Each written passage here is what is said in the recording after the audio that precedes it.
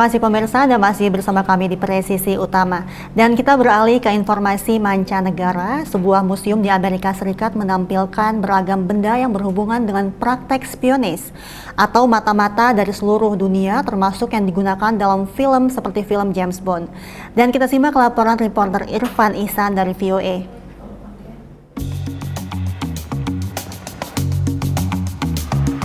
Kita sering melihat aksi dari seorang spy atau mata-mata ya di sebuah film. Tapi seperti apa sih sebenarnya mata-mata itu bekerja di dalam kehidupan nyata? Ini dia tempat yang pas buat dikunjungi, International Spy Museum.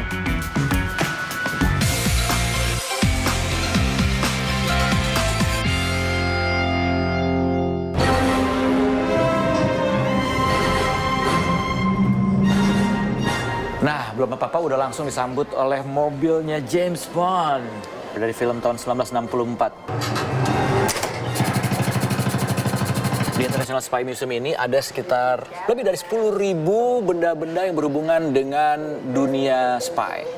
Ya, dan ini dari berbagai negara di seluruh dunia.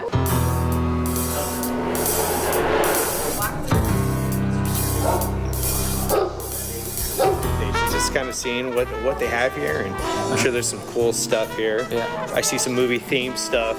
Yeah, just ready to see that. Wow. International Spy Museum. Your visit begins in the briefing center. We are the only museum that tells the story of espionage from a global perspective. We have the largest collection of espionage artifacts ever put on public display, which is a real honor. We love to share these with people. We love to share the stories of espionage and the history.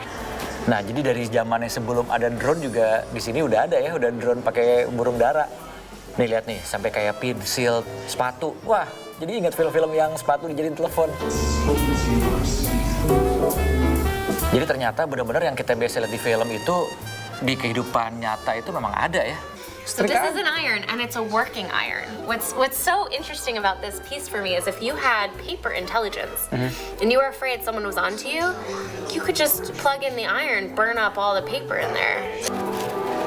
This room we have individuals speaking about network security, about hacking. Gila, gara-gara habis dari museum ini langsung mindset berubah. Jadi curigaan. Ini ada kamera nggak ya di sini? Waduh, ini ada mikrofon nggak ya? Wah. Ya udah kalau gitu sampai di sini dulu jalan yuk kita kali ini. Irfan Ihsan, Ronan Zakaria. Sekarang pengen lihat dulu ada apa sih di tokonya.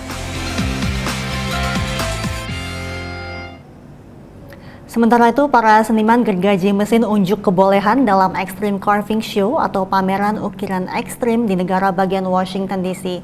Diperlukan keterampilan khusus untuk mengubah kayu cedar menjadi ukiran-ukiran bernilai seni.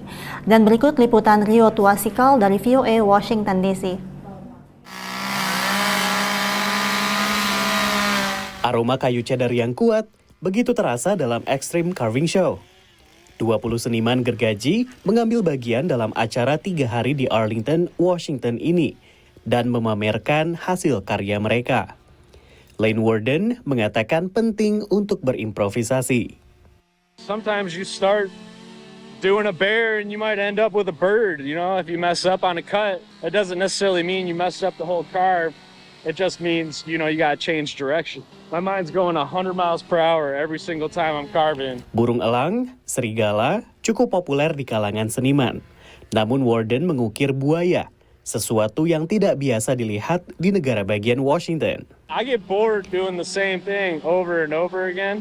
So when I come to these shows, I just like people to see that there's, other carvers out there that try new things all the time. Bagian paling menantang baginya adalah ukuran dan berat kayu. Wood gets pretty heavy, like that Groot over there. That Groot probably weighs 300 pounds, so that's always the challenge, is just picking it up.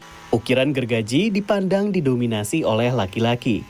Tapi beberapa tahun terakhir, semakin banyak pemahat perempuan.